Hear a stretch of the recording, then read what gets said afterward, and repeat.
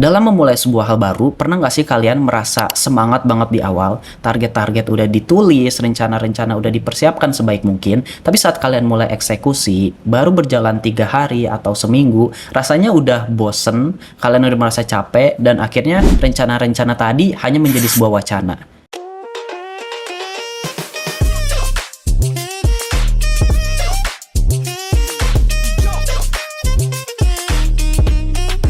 Topik yang akan kita bahas hari ini mengenai konsistensi. Gue tahu konsistensi itu merupakan satu hal yang cukup sulit untuk dilakukan, bahkan untuk diri gue sendiri ya.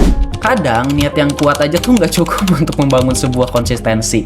Padahal menurut gue ya, konsistensi itu tuh merupakan satu hal yang berperan sangat penting dalam meraih yang namanya kesuksesan.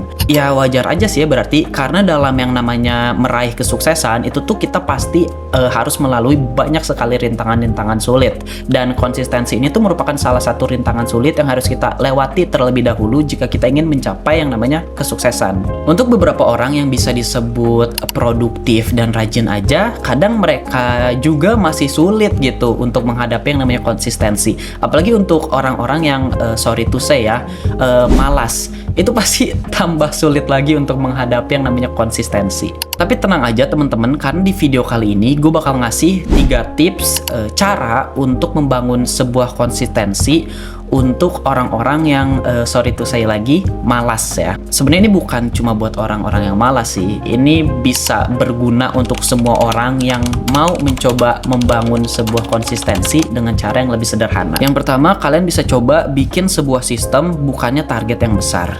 Banyak orang-orang gagal yang gue amati ya, itu bukan karena mereka malas, tapi karena mereka menetapkan suatu target yang terlalu besar tanpa adanya sistem yang mendukung. Misalnya, kamu punya target, kamu mau nulis 1 buku dalam 1 bulan.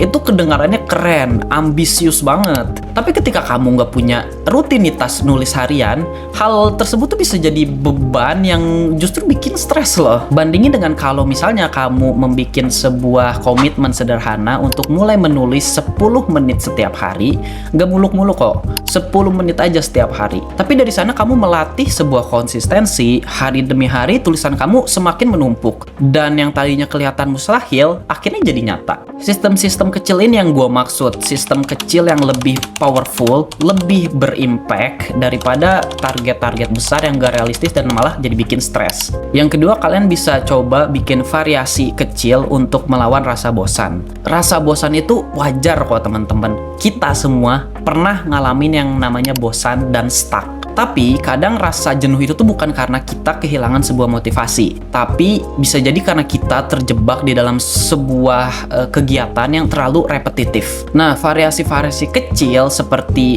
mengganti tempat kerja atau mengganti playlist lagu yang biasa kalian dengar, atau bahkan ubah cara kamu mengerjakan suatu hal gitu.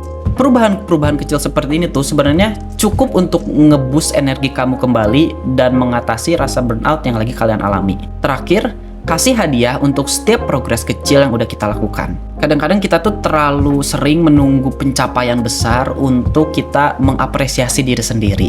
Padahal sebuah proses dalam mencapai tujuan itu tuh jauh lebih panjang dan sangat melelahkan. Makanya penting banget untuk kasih hadiah ke diri sendiri walaupun cuma dari progres-progres kecil. Misalnya kamu berhasil bangun pagi selama 3 hari berturut-turut, atau kamu berhasil duduk fokus mengerjakan suatu tugas selama 25 menit tanpa terganggu. Nah, dari pencapaian kecil seperti juga kalian harusnya coba untuk mengapresiasi diri kalian sendiri. Rewardnya nggak perlu yang mahal, minum kopi favorit kalian, atau nonton series 1 episode, 2 episode aja, itu udah cukup sebagai bentuk hadiah dan apresiasi terhadap diri sendiri. Dan menurut gue ya, manusia yang merasa dihargai bahkan oleh dirinya sendiri lebih mungkin untuk terus bertahan dan berjuang lebih lama dalam menggapai cita-citanya ke depan. Jadi kalau kalian ngerasa kalian adalah tipe orang yang gampang bosan, bukan berarti kalian gak bisa konsisten. Itu berarti kalian perlu menemukan cara yang bisa membantu kalian meraih konsistensi itu sendiri. So, this is the end of the video, teman-teman. Terima kasih banyak buat kalian yang udah nyempetin waktunya untuk nonton video ini sampai akhir. Gue sangat berharap video ini bisa bermanfaat buat kalian semua. Dan jangan lupa untuk diterapin ya tips-tips yang tadi udah gue kasih tahu, terapin di kehidupan nyata kalian. Tolong komen untuk kedepannya gue bikin video apa lagi. Dan sampai ketemu di video selanjutnya. Bye!